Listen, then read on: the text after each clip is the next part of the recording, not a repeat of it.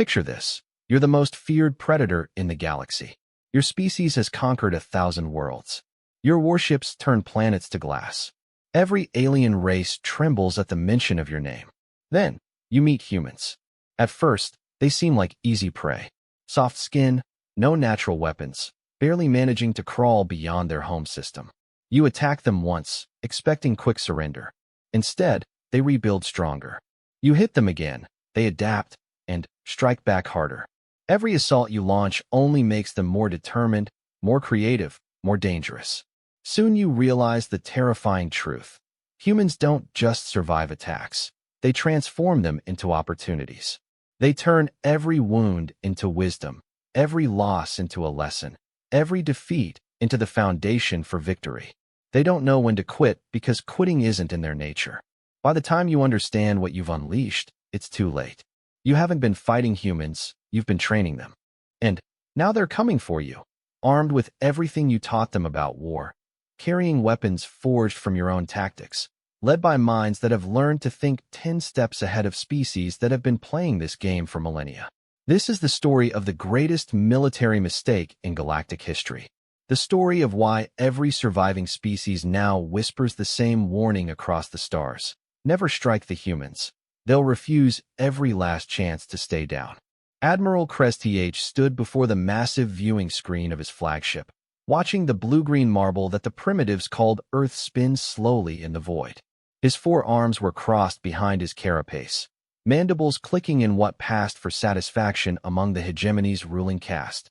Behind him, his bridge crew worked with practiced efficiency, their scaled hands dancing over control surfaces that could reduce entire civilizations to cosmic dust. The Vardaxi hegemony had ruled this arm of the galaxy for over 3,000 years.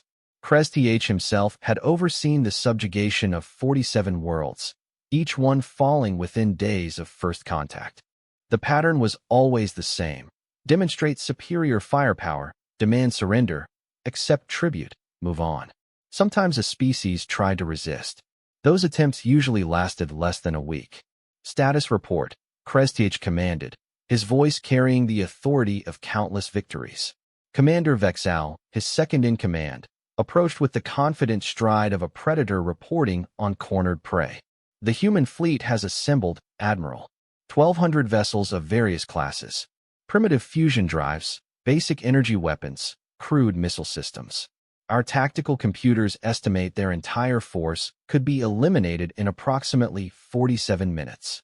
Krez mandibles clicked again. 47 minutes seemed generous. Have they responded to our demands? Yes, Admiral. The transmission was unusual, elaborate. Vexal consulted his data pad, his expression puzzled. The human leader, identified as Secretary General Chun, stated that humanity formally rejects all demands for surrender. She then said, and I quote, "We know we can't win. We're going to fight anyway. Make it count." The bridge fell silent except for the soft hum of life support systems. In 3,000 years of conquest, Krez had never heard such a response. Species either surrendered immediately upon seeing hegemony firepower, or they issued bombastic threats about their inevitable victory. They never acknowledged certain defeat and chose to fight regardless. Curious, Krez mused. Display their fleet formation. The main screen shifted to show the human defensive line. Their ships were arranged in what appeared to be a standard wall formation, but something felt wrong about it. Krez had studied 10,000 battles, conquered dozens of species, and his predatory instincts were telling him this wasn't what it appeared to be. Tactical analysis, he ordered. Lieutenant Korvith, the ship's tactical specialist, worked furiously at his station. Admiral, their positioning is suboptimal for defense. They've left significant gaps in their formation, and many of their larger vessels are positioned where they'll have restricted firing solutions. It's almost as if they're not trying to win a conventional engagement. What are they trying to do? Unknown, sir. Their deployment makes no tactical sense according to any known doctrine. Krez studied the formation more carefully. The humans had positioned their ships in clusters rather than a solid line. Each cluster seemed to be centered around one of their larger vessels, but the spacing was all wrong. Too far apart for mutual support, too close together to avoid concentrated fire. Perhaps they simply don't understand warfare, suggested Vexal. These creatures have never faced a true military power. They've only fought among themselves on their single world. But Krezth wasn't convinced. Something about the human formation nagged at him. In his experience, even primitive species understood basic defensive positioning. This looked almost deliberate in its apparent incompetence. Open a channel to their flagship, he decided. The screen flickered, and, suddenly, Krezth found himself looking at the human leader. Secretary General Chun was smaller than he'd expected, with dark hair streaked with gray and eyes that held no trace of the fear he was accustomed to seeing in conquered species. Her uniform was simple, practical, with none of the elaborate decorations favored by other species leaders. Admiral Krezth, Chun said, her voice steady. We've been expecting your call. I am offering you one final opportunity to surrender, Krezth replied, letting his full authority ring in his voice. Your ships cannot stand against the might of the hegemony. Yield now, and your world will be spared unnecessary destruction. Chun nodded slowly. I understand your position, Admiral. You've done this before. You're very good at it. But I need you to understand something about humans. I understand that you are about to die pointlessly. Maybe, Chun agreed. But here's what you don't understand. We've been preparing for this moment for 200 years. Ever since we first looked up at the stars and wondered what was out there, we've known that someday we might face something like this. Something bigger, older, stronger than us. And yet you still choose to fight. We choose to learn, Chun corrected. Every species you've conquered, Admiral, they fought you once and lost. We're not planning to fight you once. Krezth's mandibles clicked in confusion. Explain. Chun's expression remained calm, almost serene. We know you're going to destroy our fleet today. We're counting on it. But we're also counting on surviving it, learning from it, and becoming something you didn't expect us to become. You speak in riddles. I speak in promises, Chun replied. We will not surrender today. We will not surrender tomorrow. We will not surrender when you occupy our cities, when you destroy our infrastructure, when you think you've broken us. We will refuse every last chance you give us to stay down. And, eventually, Admiral, that's going to become a very big problem for you. The transmission ended, leaving Krezth staring at a blank screen. Around him, his bridge crew exchanged uncertain glances. In 3 millennia of conquest, they had never heard such words from a doomed species. Admiral, Vexal said carefully, your orders? Krezth considered his options. The human fleet was laughably outmatched. His forces could eliminate them in less than an hour and proceed with the standard occupation protocol. Earth would become another tributary world, humanity another conquered species paying tribute to hegemony supremacy. But Chun's words echoed in his mind. We will refuse every last chance you give us to stay down. Signal the fleet, he decided. Battle formation. We will engage the human forces and demonstrate why resistance to the hegemony is futile. Yes, Admiral. As his ships moved into position, Krezth couldn't shake the feeling that he was missing something crucial. The human formation still made no tactical sense. Their leader had spoken as if defeat was part of some larger plan. And there was something in Chun's eyes that he'd never seen before in a species facing extinction. The first volleys of plasma fire lit up the void as hegemony ships opened their attack. Human vessels immediately began taking hits, their primitive shields failing under the assault. Yet instead of breaking formation or attempting to retreat, they maintained their strange clustering pattern, even as ships exploded around them. Curious, muttered Corvith from his tactical station. They're not even trying to evade. They're just absorbing our fire and maintaining position. One of the human clusters suddenly erupted in a brilliant flash. A large vessel at its center had been destroyed, but instead of scattering, the remaining ships moved closer together, tightening their formation around the debris. Then, something unexpected happened. The wreckage of the destroyed ship didn't behave like normal debris. Instead of dispersing randomly through space, it seemed to be held together by some kind of field. And the remaining ships in that cluster were doing something with it. Their sensor arrays focused intently on the expanding cloud of metal and plasma. What are they doing? Krezth demanded. Corvith's voice was uncertain. They appear to be scanning their own destroyed vessels, Admiral. recording everything about how our weapons affected their ships. Another cluster was struck by concentrated fire. Another large vessel exploded. And, again, the surviving ships maintained position around the wreckage, their sensors working overtime to capture every detail of their comrades' destruction. Slowly, a horrible realization began to dawn on Crest-TH. The humans weren't trying to win this battle. They were trying to learn from it. Each ship they lost was providing data about hegemony weapons, tactics, and capabilities. They were turning their own destruction into a laboratory. Target their sensor arrays, he ordered. Prevent them from gathering intelligence. But it was too late. The human ships had been designed for this exact purpose. Their sensor suites were redundant, hardened, distributed throughout their hulls. Even when their weapons were destroyed, even when their engines failed, their ability to observe and record remained intact. The battle continued for 38 minutes. When it ended, the human fleet was completely destroyed. Not a single vessel remained intact. But, as Crest-TH studied the aftermath, he realized that the humans had achieved something no other species had ever managed. They had learned everything there was to know about how hegemony forces fought. "Admiral," Vexal reported, "we're receiving another transmission from the planet's surface." Chen's face appeared on screen again, this time from what appeared to be an underground bunker. Her expression was grim, but determined. "Thank you, Admiral," she said simply. "That was very educational." "Your fleet is destroyed," Crest-TH replied. "Surrender now, and we will be merciful." "No," Chen said. "But, thank you for the lesson. We'll put it to good use."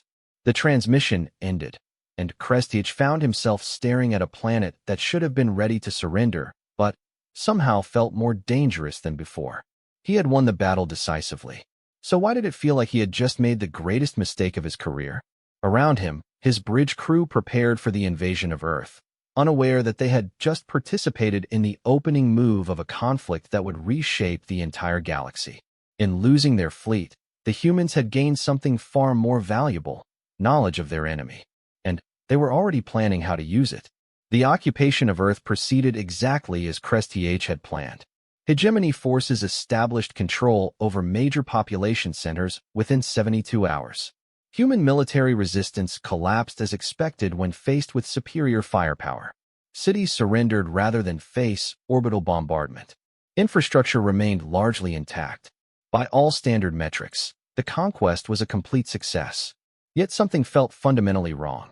Crest-TH stood in the commandeered United Nations building in New York, studying reports from across the planet. His occupation forces controlled every major city, spaceport, and industrial facility. Human leadership had been either captured or driven underground. The population seemed compliant, even cooperative. Too cooperative. Status report. He commanded as Commander Vexal entered his temporary command center. All objectives secured, Admiral. Resistance is minimal. The humans appear to be accepting our authority. Casualties, surprisingly light on both sides. The humans seem reluctant to engage in combat that would result in significant civilian casualties. Crest-TH's mandibles clicked thoughtfully. "Show me the resistance patterns." A holographic display materialized above the conference table, showing the planet's surface marked with various indicators. Red dots marked areas of active resistance. Yellow showed potential trouble spots. Green indicated full compliance. The map was almost entirely green. "This is wrong," Crest-TH said flatly. "Sir, no conquered species accepts occupation this readily. Where are the insurgent attacks? The sabotage? The assassination attempts? Where is their pride?" Vexal consulted his datapad. "There have been some incidents, Admiral. Small-scale disruptions. Nothing our security forces can't handle." "Define small-scale disruptions." "Mostly infrastructure failures. Power grids going offline temporarily. Communications glitches. Transportation delays. All explainable as normal mechanical failures or operator error." But Crest-TH's predatory instincts were screaming warnings. He had conquered 47 worlds, and he knew what genuine compliance looked like. "This wasn't it. I want detailed analysis of every single mechanical failure in the past week," he ordered. While Vexal compiled the data, Crest-TH reviewed recordings of human behavior since the occupation began. Citizens went about their daily routines. They reported to their assigned jobs. They followed hegemony directives without complaint. They also watched everything his forces did with the intensity of scientists studying specimens.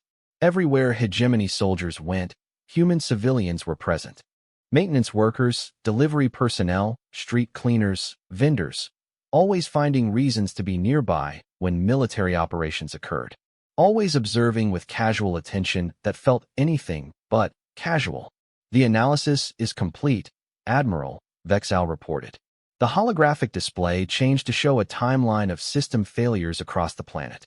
At first glance, they seemed random. Power outages here, communication failures there, transportation delays scattered throughout the week.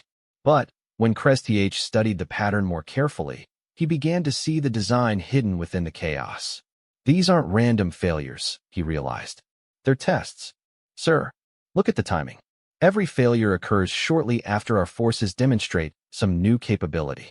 We show them our anti-air defenses. Their power grid develops problems in that sector. We deploy new surveillance equipment. Their communications experience selective disruptions. They're probing our responses. Vexal's expression grew concerned. But, Admiral, our security sweeps show no organized resistance networks. No weapons caches. No secret meetings. Because they're not organizing in any way we understand, Krestih replied grimly. They don't need secret networks. They have something we've never encountered before. What's that? 8 billion individuals, all acting as intelligence gatherers. The horrible scope of what the humans were doing began to crystallize in Krestih's mind. Every person on the planet was collecting information about hegemony forces, capabilities, procedures, and weaknesses. They didn't need to communicate with each other because they were all working toward the same goal, understanding their occupiers completely. A young human entered the command center carrying what appeared to be routine maintenance equipment. She worked quietly on the environmental controls, seemingly paying no attention to the alien officers discussing military matters just meters away. Krestih watched her work. Her movements were efficient, professional, unremarkable. She completed her tasks and left without even glancing in his direction. But he had noticed how her eyes tracked every piece of equipment in the room, how she had positioned herself to observe his tactical displays, how her work had taken exactly long enough to overhear their entire conversation about resistance patterns. That maintenance worker, he said to Vexal. Background check. Now. Minutes later, Vexal returned with the information. Maria Santos, age 28, electrical engineering degree from Stanford University, works for the city infrastructure department, no military background, no political affiliations, clean record. No military background, Krestih repeated. But perfect technical training to understand everything she just observed about our command systems. He was beginning to understand the magnitude of his mistake. The humans hadn't been defeated by the destruction of their fleet. They had been educated by it. Now they were educating themselves about everything else, using the occupation itself as an extended intelligence operation. Admiral, came a voice from the communications station. We're receiving reports of technical difficulties from multiple sectors. What kind of difficulties? Our quantum communication arrays are experiencing interference. Combat suit diagnostics are showing anomalous readings. Vehicle guidance systems are developing calibration errors. Krestih felt his stomach sink. When did these problems start? Approximately 6 hours ago, sir. Just after the humans began their routine maintenance on various systems. The pieces fell into place with terrifying clarity. While his forces had been focused on military conquest, the humans had been conducting an entirely different kind of warfare. They were learning every detail of hegemony technology through direct access during the occupation. Lockdown, Krestih ordered. No more human personnel near our equipment. No more routine maintenance. Full security protocols on all systems. But, even as he gave the orders, he knew it was too late. For a full week, humans had been crawling through every system, facility, and piece of equipment the hegemony had brought to Earth. They had been documenting, analyzing, and undoubtedly reverse engineering everything they encountered. Sir, Vexal said carefully, perhaps we should consider a different approach to managing this population. What do you suggest? Standard protocol for troublesome species is enhanced control measures.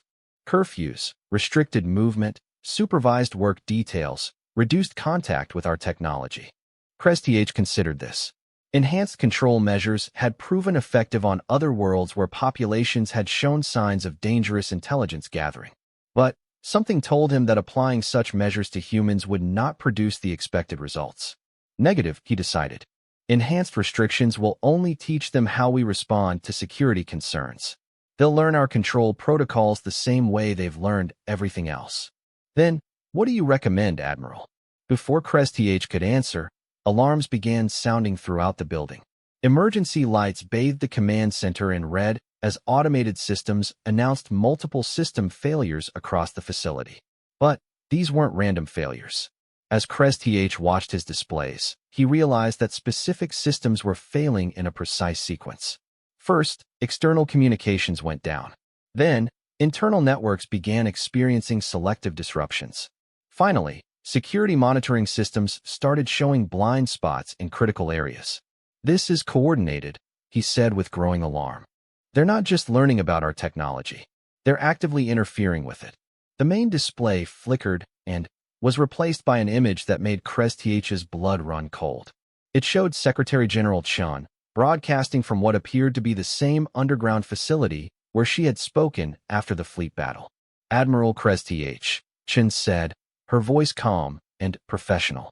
I hope you're beginning to understand what we meant about refusing every last chance to stay down. How are you broadcasting on our secure networks? Crest demanded. The same way we've been doing everything else, Chen replied. We learned how. Your occupation has been very educational. We now understand your communication protocols, your security systems, your weapons technology, and your tactical doctrines better than most of your own troops do. Around the command center, hegemony personnel worked frantically to regain control of their systems.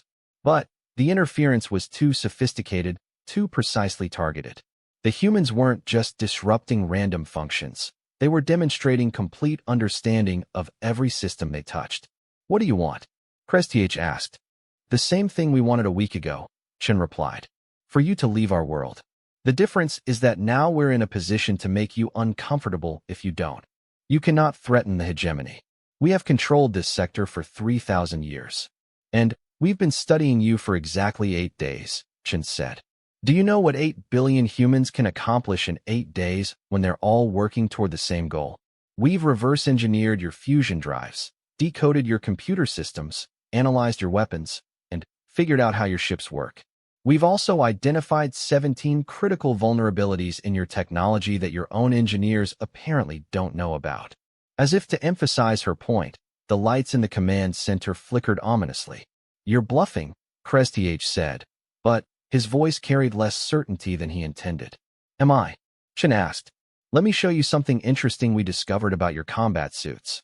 Suddenly, every hegemony soldier in the command center found their suits' environmental controls cycling rapidly. Temperature regulators fluctuated wildly. Oxygen mixture shifted. Communication systems crackled with feedback. After a few seconds, everything returned to normal. That was just a demonstration, Chen explained. We could have done much worse. We could have locked your suits in place, overloaded your air recyclers, or triggered your emergency protocols. But we're not interested in harming you unnecessarily. We just want you to understand that your technology is no longer an advantage. Crest realized with growing horror that the humans had accomplished something unprecedented. They had turned an occupation into an extended research project, using their own subjugation as an opportunity to learn everything about their conquerors. What exactly are you proposing? He asked. Simple, Chen replied. Leave our system. Return to hegemony space. Tell your superiors that Earth is not a suitable target for conquest. In exchange, we'll pretend this week never happened. We'll keep what we've learned to ourselves. And if we refuse? Chen's expression grew cold. Then, we'll show you what 8 billion humans can do when they understand your technology better than you do and have no reason to hold back. The transmission ended, leaving Crest alone with the terrifying realization that his perfectly executed conquest had become a trap. He had brought his forces to Earth expecting to face primitive resistance.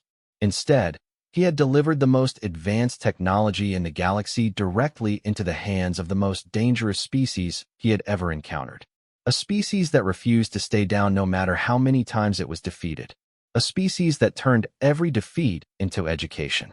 a species that was now intimately familiar with every aspect of his military capabilities, and a species that had just politely asked him to leave while demonstrating that they could disable his forces whenever they chose to do so.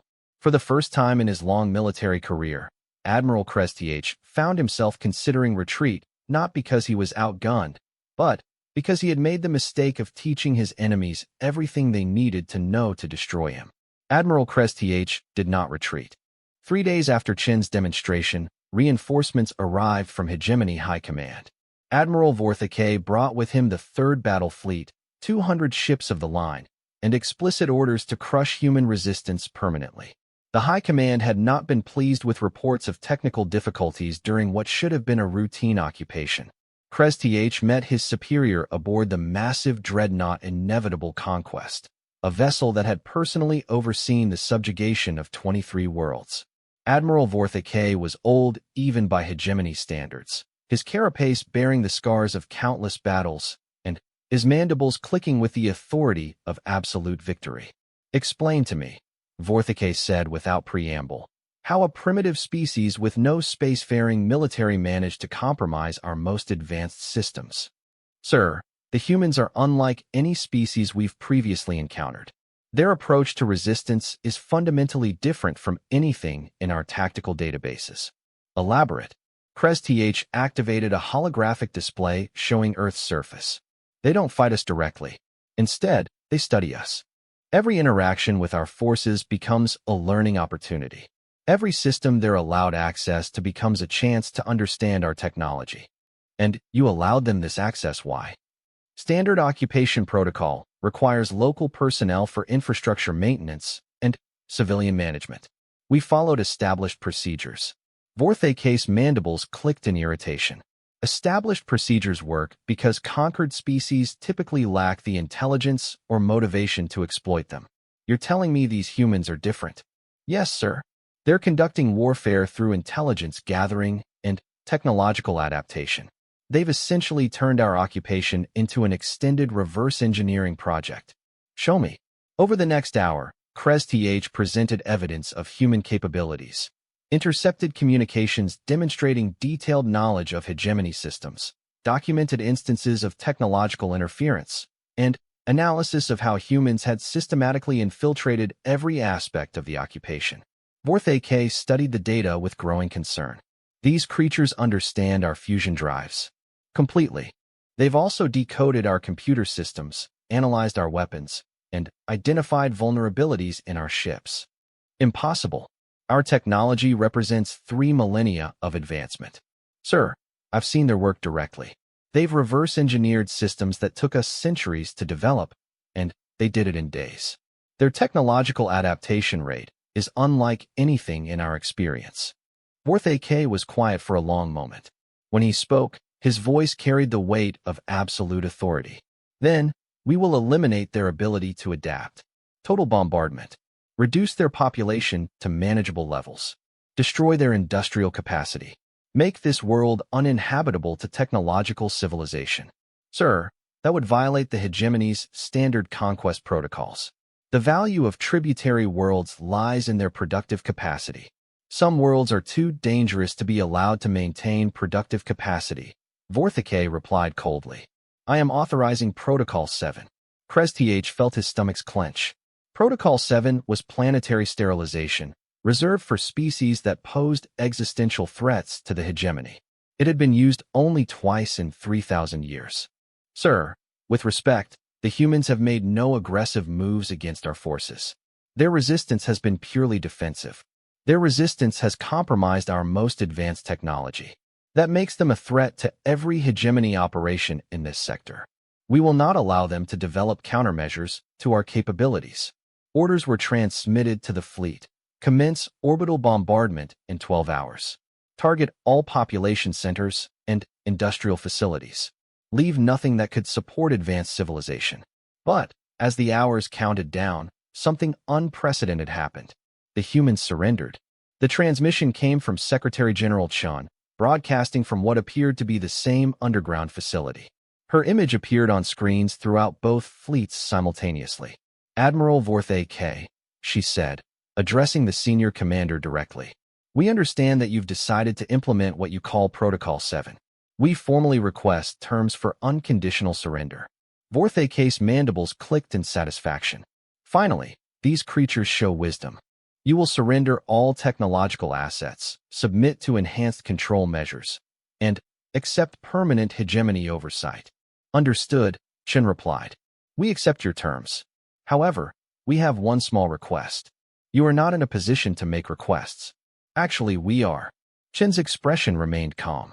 You see, while your fleets have been preparing for bombardment, we've been preparing for surrender. And we've made some modifications to your ships. Warning lights began flashing throughout both fleets simultaneously. System alerts cascaded across displays as ships' computers detected unauthorized modifications to critical systems. What have you done? Vorthake demanded.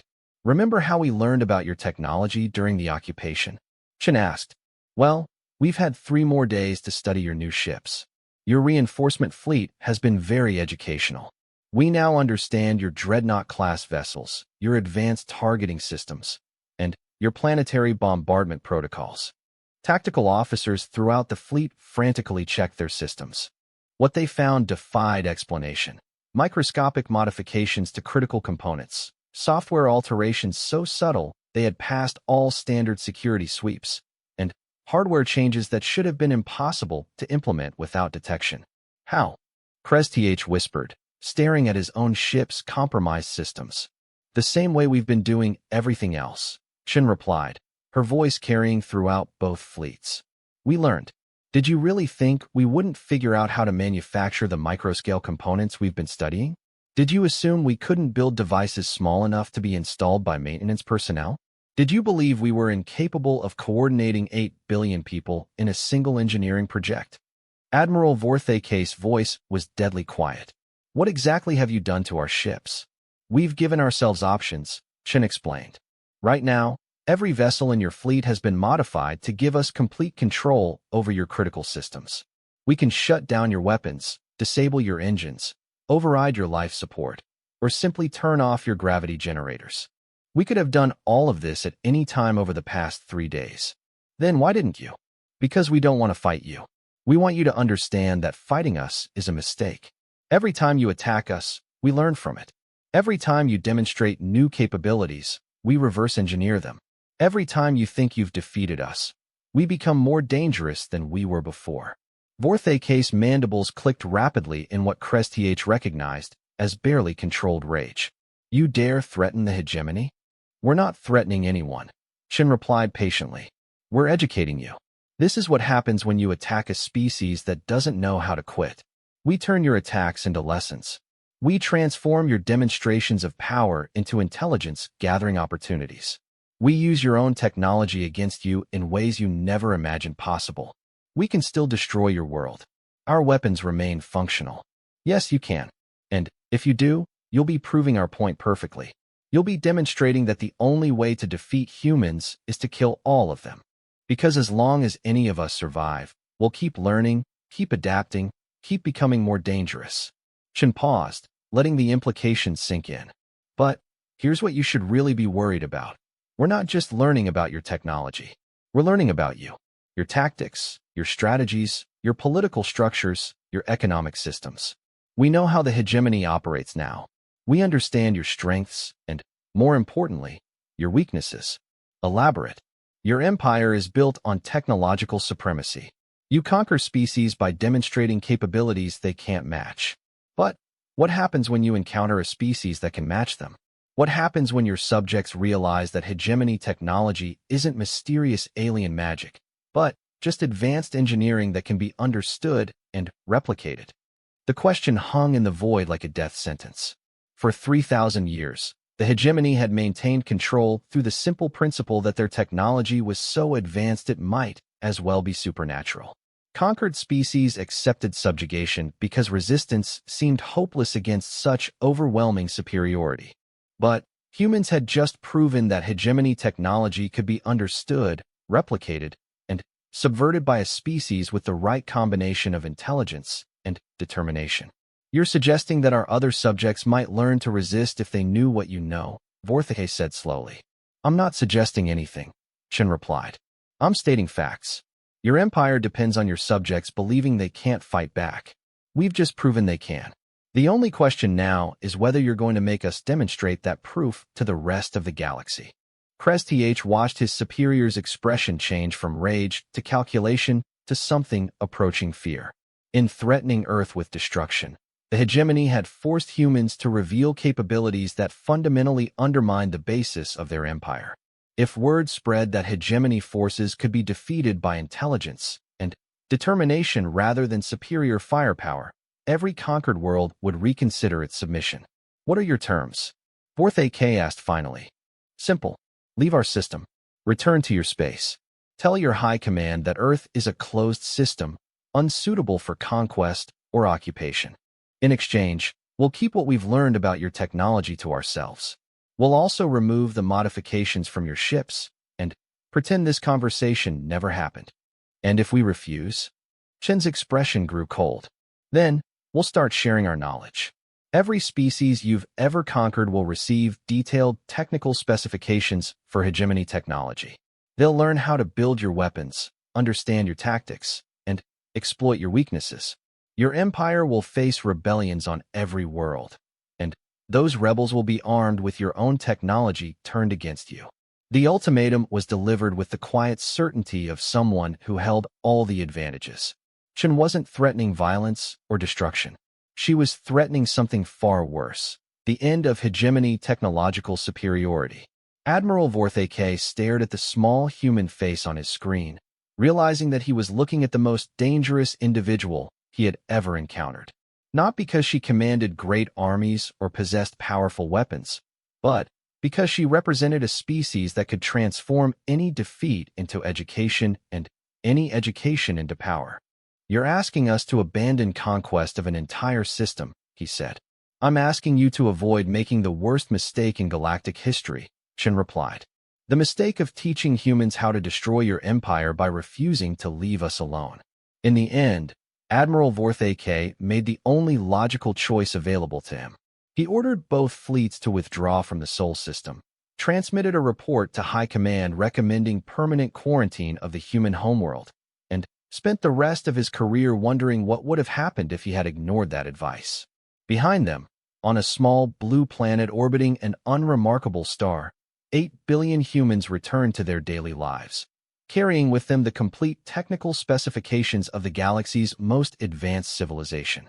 And they were already discussing what to do with that knowledge. 75 years after the withdrawal of hegemony forces, the galaxy began to change in ways that no one could have predicted. It started with the Keth-Mori rebellion in the Outer Rim territories.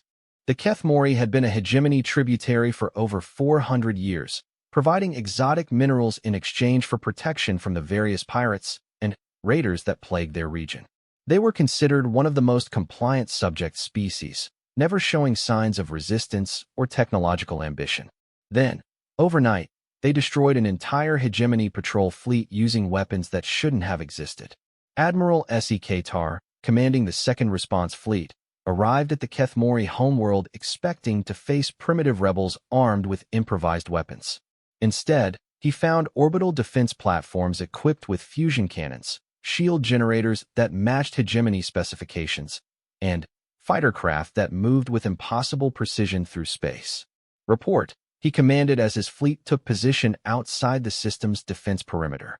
Commander Holvex consulted his tactical displays with obvious confusion. Sir, the Keth-Mori appear to have developed advanced military technology. Their defensive arrays are using hegemony-level fusion technology, but with modifications we don't recognize. Modifications? The power output is approximately 30% higher than our standard designs. They've also implemented quantum targeting systems that we've never seen before. Their accuracy rates are exceeding theoretical maximums for our own weapons. Sek Tar studied the defensive formations with growing alarm. The Keth-Mori hadn't just acquired hegemony technology, they had improved it. How is this possible? Our intelligence reports showed no signs of technological development. No weapons programs. No military infrastructure. Sir, we're receiving a transmission from the planet.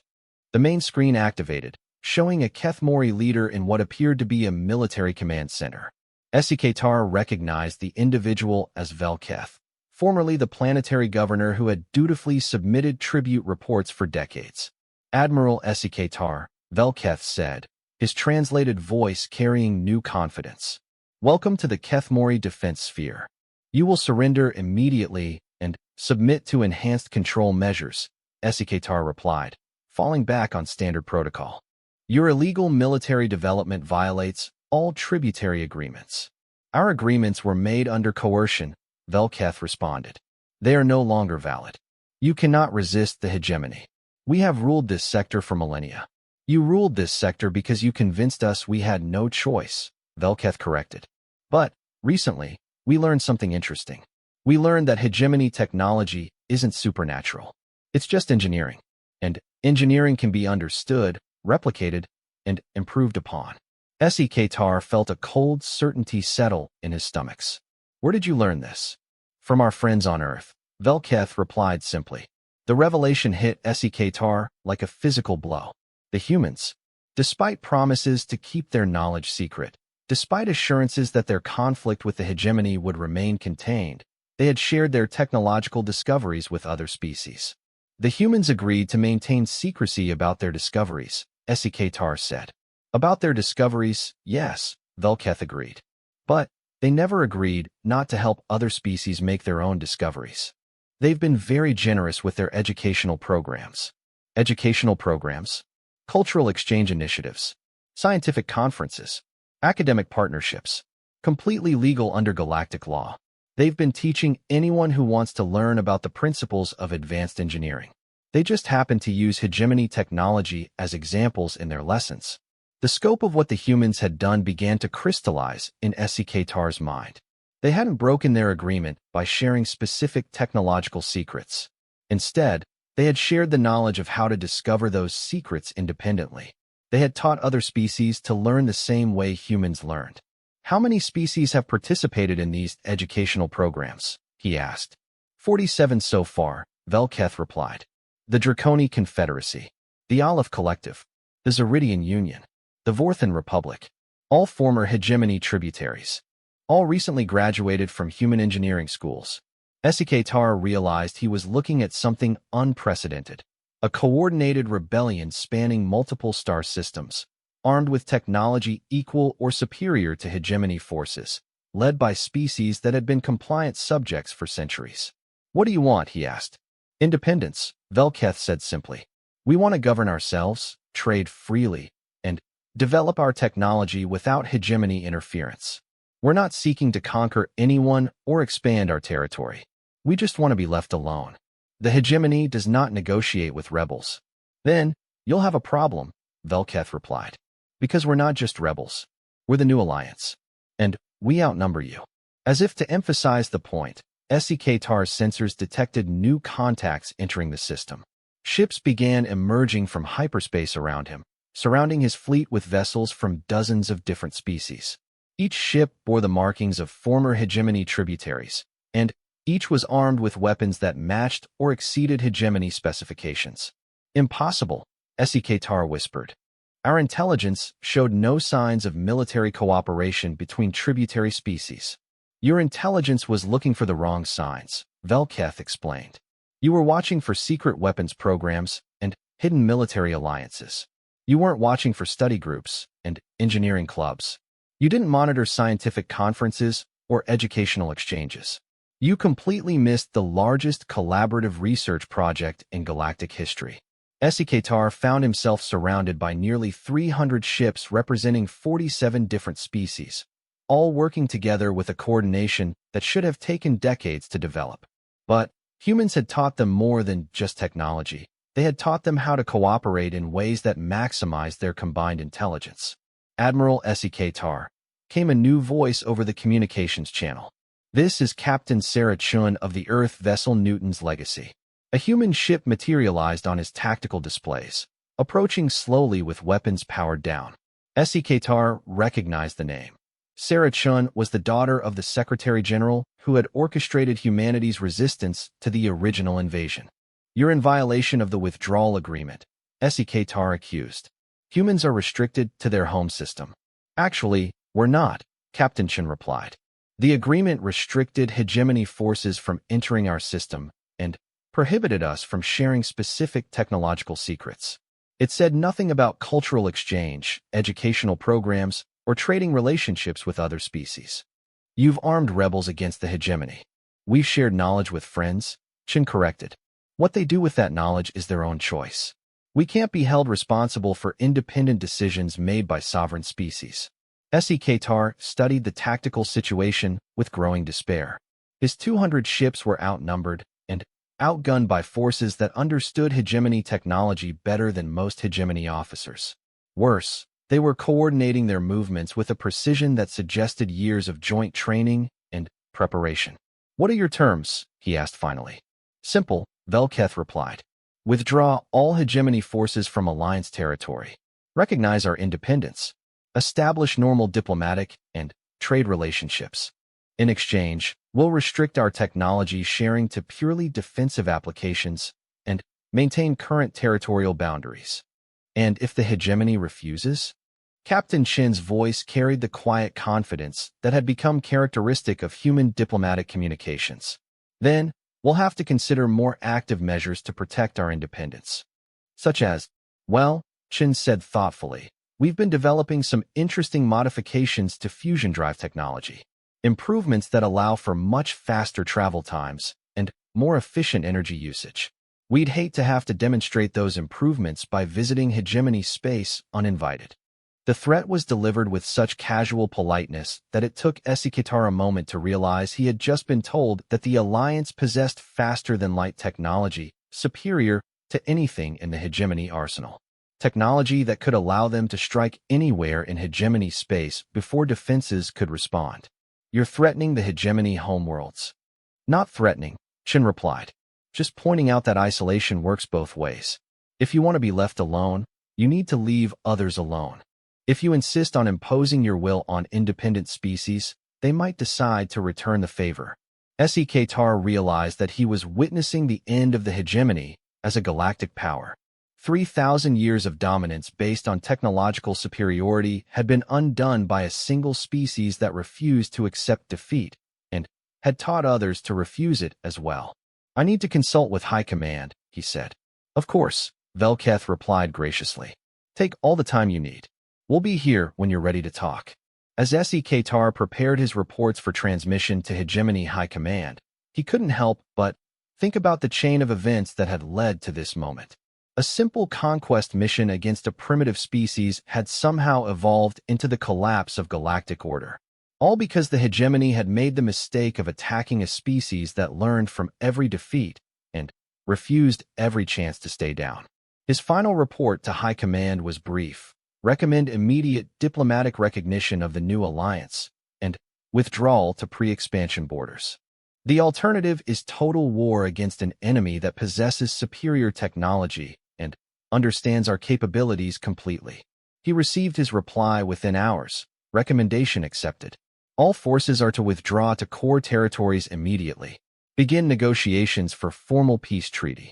The hegemony's 3,000-year expansion had ended not with a great battle or cosmic catastrophe, but with a simple recognition that some species could not be conquered because they transformed conquest into education and education into power. In his final log entry before retiring from military service, Admiral Esikatar wrote, "Never strike the humans. They'll refuse every last chance to stay down, and they'll teach everyone else to do the same." It became standard doctrine throughout what remained of hegemony space, a warning that would be heeded by any species wise enough to avoid making the same mistake twice. 50 years after the formation of the new alliance, the galaxy had become a very different place. Ambassador Krestih stood in the observation deck of the diplomatic station Harmony, watching ships from hundreds of different species dock at the massive structure. The irony was not lost on him that he, who had once commanded the invasion of Earth, now served as the hegemony's chief diplomatic representative to the alliance.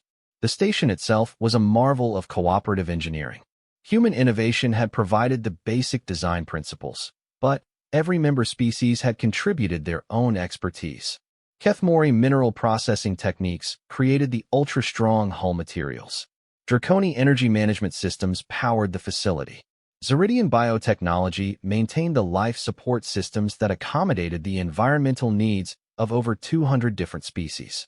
It was a physical manifestation of what humans had accomplished. They had taught the galaxy to work together. Ambassador, came a voice behind him. The council is ready for your presentation. Krez turned to see Dr. Elena Chun, now serving as the Alliance's Director of Interspecies Relations.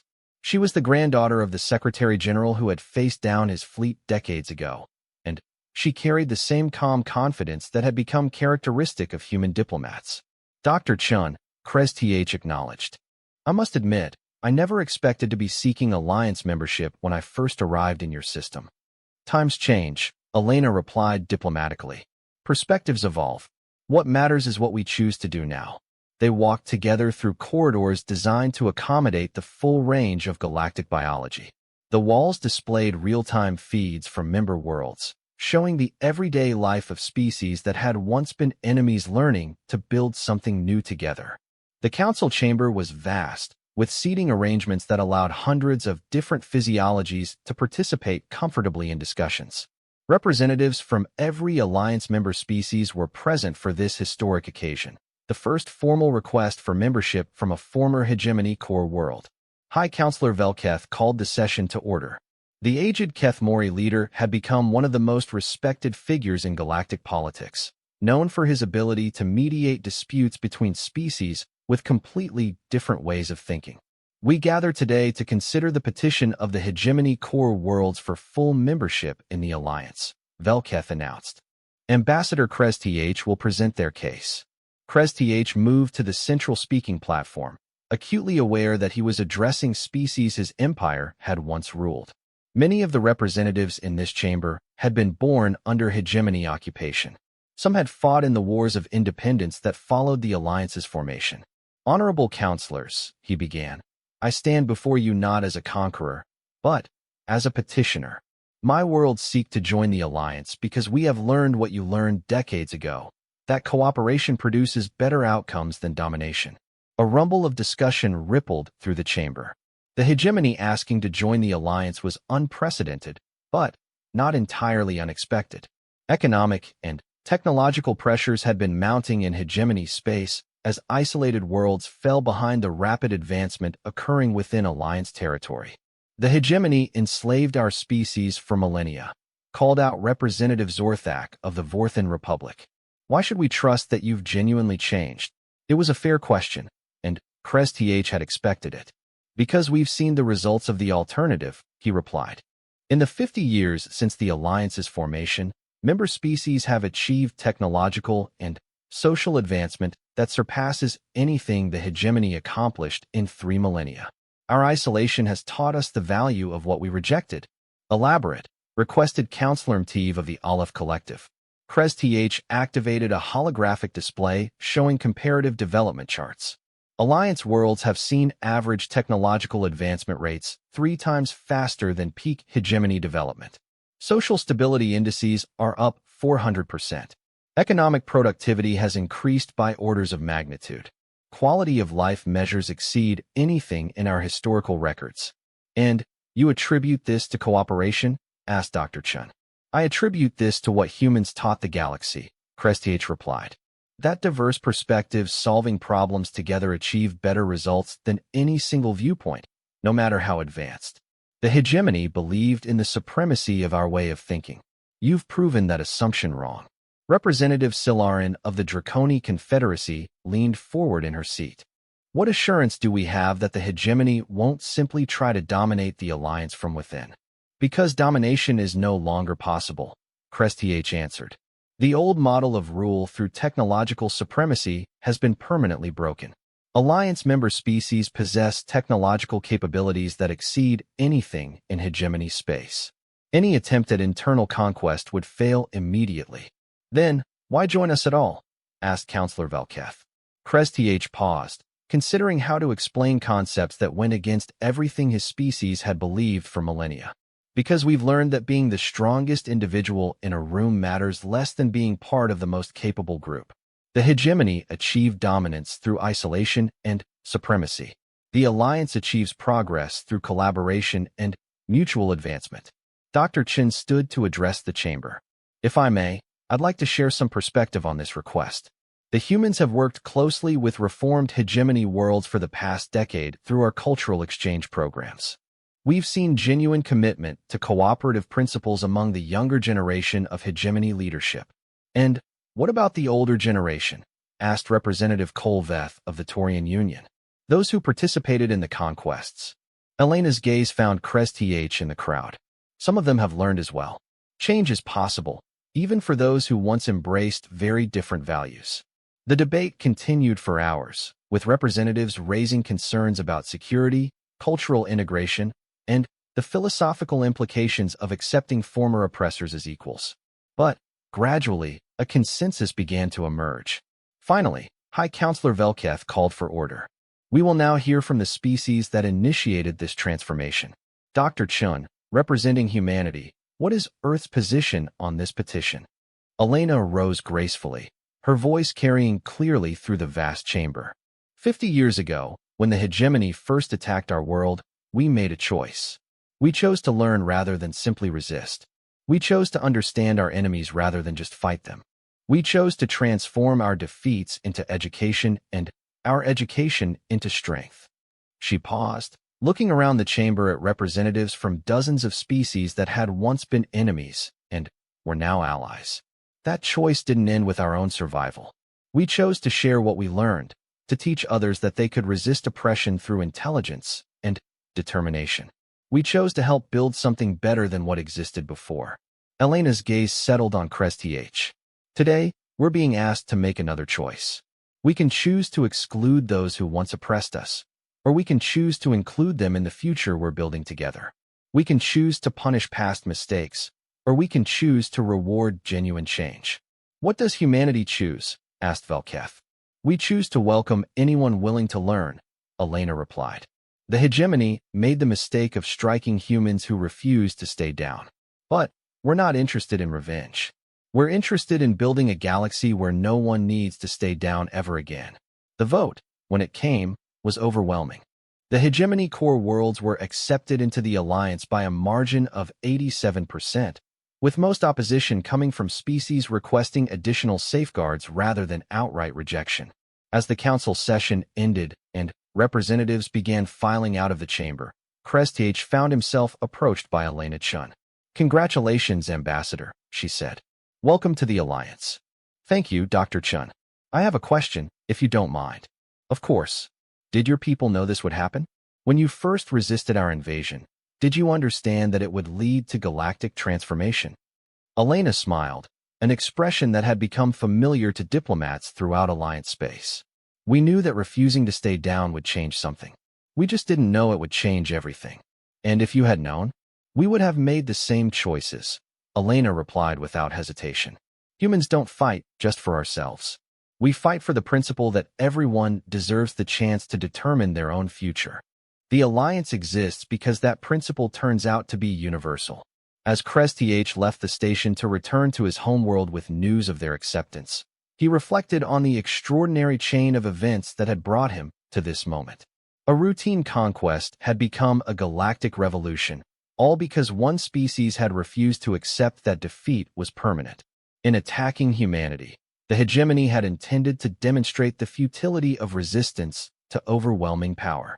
Instead, they had proven that no power was so overwhelming that it couldn't be understood, adapted to, and ultimately surpassed by intelligence and determination. The humans had kept their promise from that first day. They had refused every last chance to stay down. But, more than that, they had taught the entire galaxy to refuse as well. And, in doing so, they had created something unprecedented in galactic history. A civilization built on the principle that everyone could rise higher together than anyone could reach alone. The age of domination was over. The age of cooperation had begun, and it had all started with a simple human refusal to accept defeat as permanent. In the years that followed, as the Alliance continued to grow and evolve, historians would mark the attack on Earth as the moment when the galaxy's future changed direction.